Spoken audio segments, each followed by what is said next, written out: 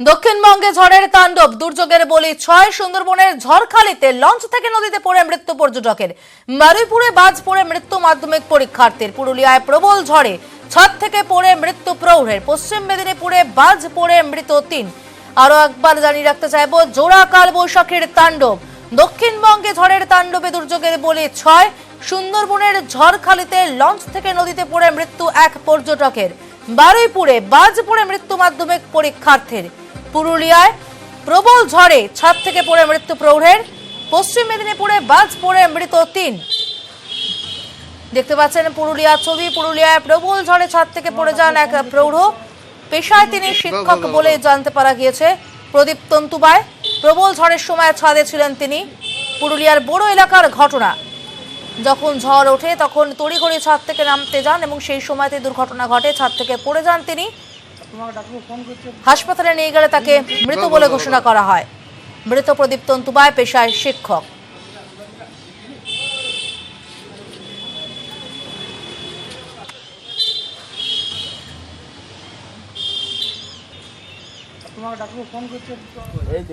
ঝড়ে লঞ্চ থেকে পড়ে মৃত্যু হয় এক পর্যটকের। বন্ধুদের সঙ্গে সুন্দরবনে বেড়াতে এসেছিলেন পশ্চিম মেদিনীপুরের বাসিন্দা অভিষেক পণ্ডা। ঝড়ের দাপটে ঝড়খালি খেয়াঘাটের কাছে আচমকায় লঞ্চ থেকে পড়ে যান অভিষেক ও তাকে উদ্ধার করে বাসন্তী গ্রামীণ হাসপাতালে নিয়ে যাওয়া হলে চিকিৎসকেরা তাকে মৃত ঘোষণা করেন।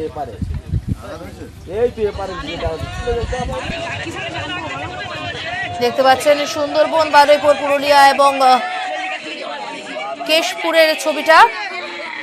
অকাল কালবৈশাখীর বলি পড়ুয়া। বারুইপুরের কুড়ালিতে মৃত্যু মাধ্যমিক পরীক্ষার্থীর। সোমবার ভোরে বৃষ্টি চলাকালীন বাড়ির বারান্দায় পরিবারের সঙ্গেই দাঁড়িয়েছিলেন মল্লিকা নস্কর। আচমকা বজ্রপাতে গুরুতর জখম হন। বারুইপুর মহকুমা হাসপাতালে নিয়ে যাওয়া হলে চিকিৎসকেরা তাকে মৃত বলে ঘোষণা করেন।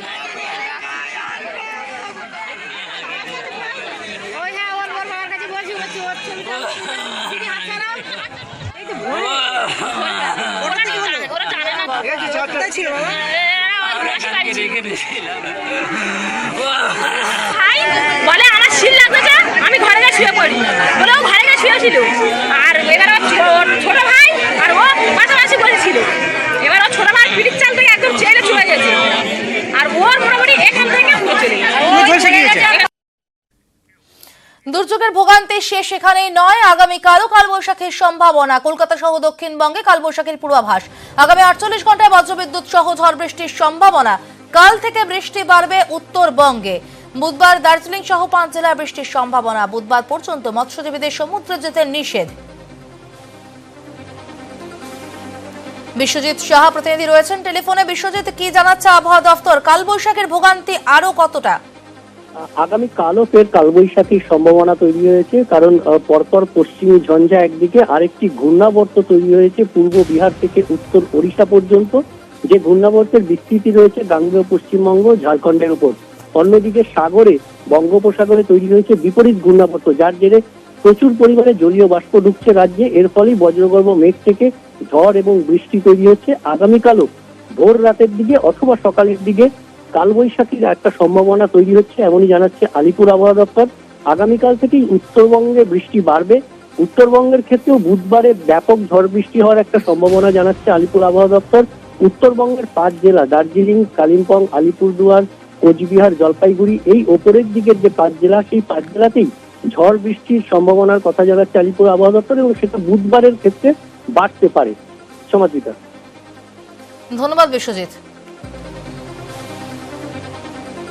বৃষ্টি থাকবে আপাতত 25, 26, 27। তার সাথে 25 তারিখ এবং 26 তারিখ বৃষ্টির পরিমাণটা একটু বেশি থাকবে। 27-এ গিয়ে আবার একটু কমবে।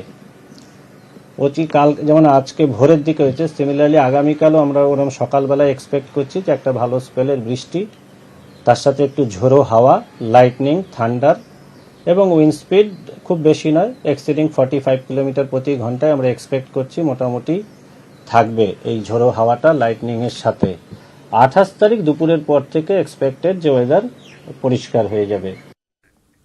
নজর রাখবো অন্যান্য খবরে। আত্মহত্যা নয়, শ্বাসরোধ করে খুনের পরই পুড়িয়ে মারা হয়েছিল পূর্ব মেদিনীপুরের ভূপতিনগরের রঞ্জিত মণ্ডলকে।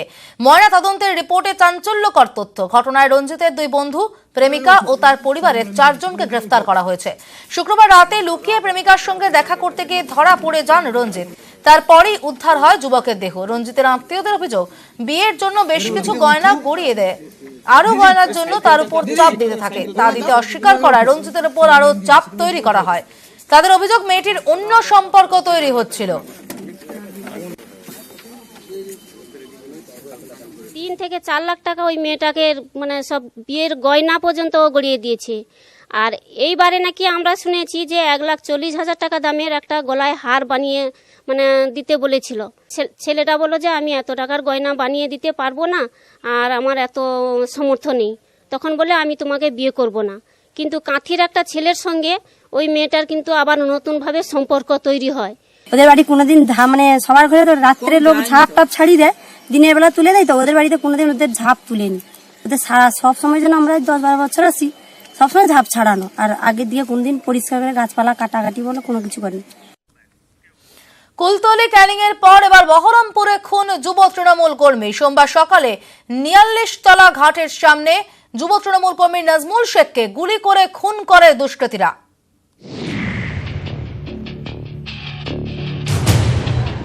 সোমবার সকালে ৪৯ তলা ঘাট থেকে বাড়ি যাচ্ছিলেন যুব তৃণমূল কর্মী নাজমুল শেখ। হঠাৎই তাকে ঘিরে ধরে 4-5 জন দুষ্কৃতী। কাছ থেকে 5টি গুলি করে মোটরবাইকে চেপে পালায় তারা। নাজমুলকে মুর্শিদাবাদ মেডিকেল কলেজে নিয়ে গেলে চিকিৎসকরা তাকে মৃত ঘোষণা করেন। ঘাটে পয়সা দিয়ে পার হয়ে গেল, পার হয়েছে 10 মিনিট পরেই আমরা খবর পাই যে ব্যাপারে ঘাটে গুলি শুনে আমরা ফোন করি। যোগাযোগ শোনার পরেই শুনছি দেখি নাকি স্পটে দেখছি ওখানে ছিল না, হসপিটালে নিয়ে চলে আসছে। যুব তৃণমূল কর্মী নাজমুলের প্রথম পক্ষের স্ত্রী গোলচারা বিবি স্থানীয় পঞ্চায়েত সদস্য। রাজনৈতিক কারণে এই খুন বলে দাবি মৃতের আত্মীয়দের। আমি জানতে চাই কারা মারলো, আর আমি তাদের শাস্তি চাই। আমি জানি না, জানার বলতে গেলে আমি শুনছি নাকি ছোটনের মধ্যে জড়িত আছে।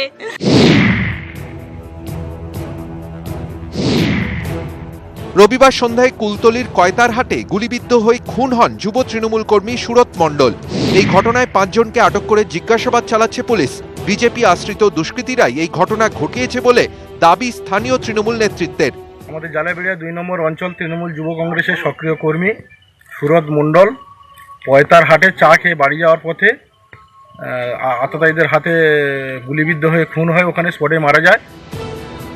বিজেপি নেতারা অভিযোগ অস্বীকার করেছেন। রবিবার রাতেই ক্যানিং এর দাঁড়িয়া গ্রাম পঞ্চায়েতের প্রধান স্বপ্না নস্করের স্বামী কার্তিক নস্করকে খুন করে দুষ্কৃতীরা। বাইকে করে বাড়ি ফেরার পথে ঝাংড়ি মোড়ের কাছে তার উপর চড়াও হয় 4-5 জন দুষ্কৃতী। প্রথমে চপারের কোপ, মৃত্যু নিশ্চিত করতে গুলি। দোষীদের শাস্তি চাই, দোষীদের শাস্তি চাই। এরকম নির্মম ভাবে নৃশংস ভাবে খুন করলো আমার স্বামী, দোষীদের শাস্তি চাই। এই খুনের জন্য বিজেপিকেই দায়ী করছে স্থানীয় তৃণমূল নেতৃত্ব। আগামী যে লোকসভা নির্বাচন আসছে, এই নির্বাচনে সারা ভারতবর্ষ এবং সারা রাজ্যে বিজেপি কিন্তু তারা যে কোনো সময় বিভিন্নভাবে অদৃশ্যভাবে তৃণমূল কংগ্রেসের কর্মীদের চারিদিকে খুন করছে। এই অভিযোগ অস্বীকার করে খুনের জন্য তৃণমূলের অন্তর্দ্বন্দ্বকেই দায়ী করেছে বিজেপি। এটা সম্পূর্ণ তৃণমূলের গোষ্ঠীদ্বন্দ্বের ফল। দাঁড়িয়াতে বিগত পঞ্চায়েতে তৃণমূল নিজেরা প্রচন্ড মারপিট করেছে, বোমাবাজি করেছে, বাড়ি পুড়িয়েছে। অভিযোগ পাল্টা অভিযোগ। 24 ঘন্টাতেই শেষ তরতাজা 3টি প্রাণ। অর্পণ মণ্ডল ও প্রণব বন্দ্যোপাধ্যায়ের রিপোর্ট, নিউজ 18 বাংলা।